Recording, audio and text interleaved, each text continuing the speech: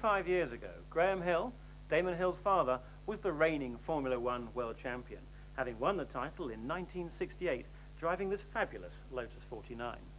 Now, whilst cars like this were slower around the corners than their modern-day counterparts, they were nearly as fast down the straights, being capable of up to 190 miles an hour.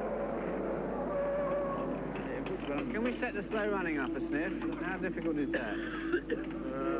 All right, now we'll do that in the paddock. Right, you can get out again now.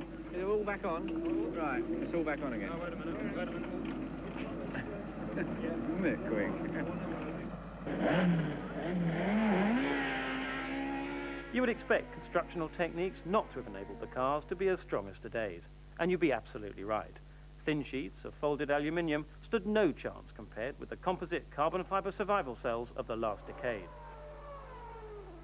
When Jos Verstappen lost control at 180 miles an hour during this year's Brazilian Grand Prix, the amazing strength of his car enabled him to escape completely uninjured. Modern cars must have their fuel contained in a tough triple-layer bag tank, tucked right in the middle of the car between engine and driver. Compare that with Graham Hill's Lotus, where fuel was housed in these vulnerable aluminium panniers down each side of the driver. No wonder fire was such a great danger.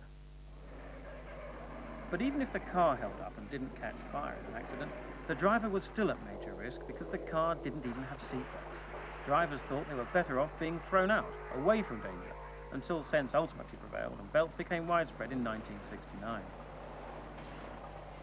Cars turning over has always been a risk, but rollover protection in those days was no more than a token gesture. Look how the top of the roll bar wouldn't even have come above a driver's head. Now, current regulations state that the top of a driver's helmet must be 1 centimetre below a line from the front of the cockpit to the top of the roll bar. Some difference. Thanks to these measures, in accidents that have seemed simply appalling, the drivers have been able to escape with nothing more than dented pride and a run back to the pits for the spare car, as Derek Warwick demonstrated in Monza in 1990. Having said that, these were pioneering days. The tremendous benefit of wings was just being discovered, and these frail devices were hazardously mounted directly on the suspension and were soon adjustable from the cockpit, increasing their effect and therefore grip on the corners. Banned for the Monaco Grand Prix in 1969 after inevitable failures, lower, stronger wings were rapidly reintroduced, more along the lines of those of modern cars.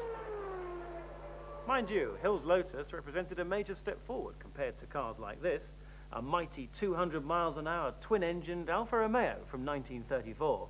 Sitting right up high, no seat belts, no effective rollover protection, fuel and hot exhaust side by side, scorching oil and water pipes rubbing alongside your body, to mention just a few of the hazards. Now these guys really were brave.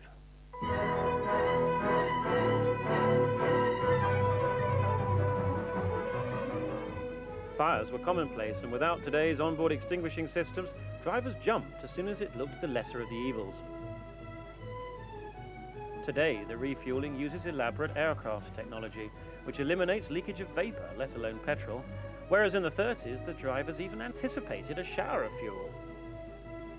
Spectators were little better off, being protected by nothing more than a rope alongside the circuit.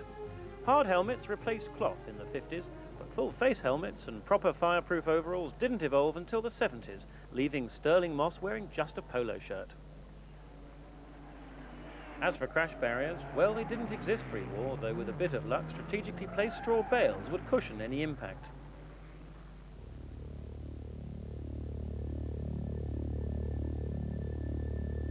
Accidents will never be eliminated from Grand Prix racing, but their containment within the track is always safer for spectators and usually drivers.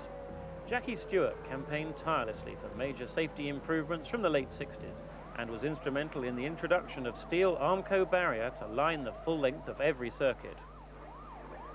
By the mid-70s, the concept of progressively slowing cars that had lost control was developed and catch fencing introduced.